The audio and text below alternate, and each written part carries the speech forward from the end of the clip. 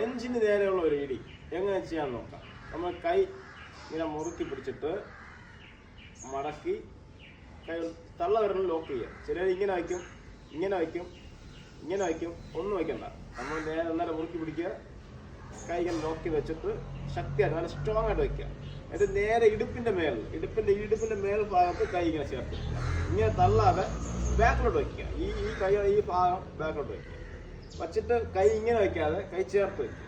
ചേർത്ത് വെച്ചില്ല നേരെ കണ്ട ഇങ്ങനെ ചേർത്തിനെടുക്കണം. ബോഡിയുടെ ചേർത്ത് കൊണ്ടുവന്നിട്ട് കൈ കമഴ്ത്തി നെഞ്ചിൻ്റെ നേരെ, ഈ നെഞ്ചിൻ്റെ നേരെ കൈ ഇങ്ങനെ കമന്ന് ഇങ്ങനെ ഒരു കൈ വലിക്കുമ്പോൾ കൈ മോൾ സപ്പോർട്ട് ചെയ്യണം.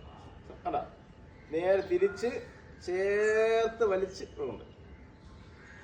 അടുത്ത പഞ്ച് ചെയ്യുമ്പോൾ കണ്ട കൈ ഇത് ബോഡി ചേർത്ത് ഇങ്ങനെ ഇങ്ങനെ ഇങ്ങനെ ഇവിടെ നിന്ന് ഇങ്ങനെ കൊണ്ടുവന്നിട്ട് പിന്നെ ഇങ്ങനെ അങ്ങനെ ഒന്നും വേണ്ട.